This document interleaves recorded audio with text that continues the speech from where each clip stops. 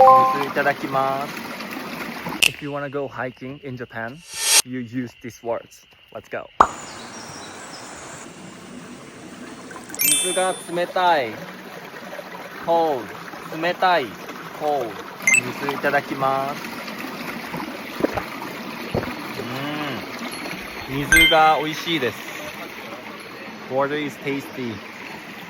Nice. 雲の上や。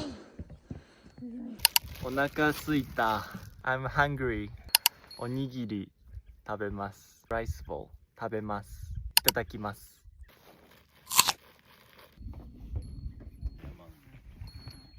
クマがいるみたい。クマ。Bears。クマがいるから気をつけて。Be careful。気をつけて。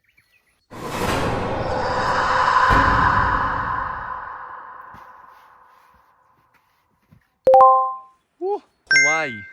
I'm scared. 危ない。Dangerous. Bye bye.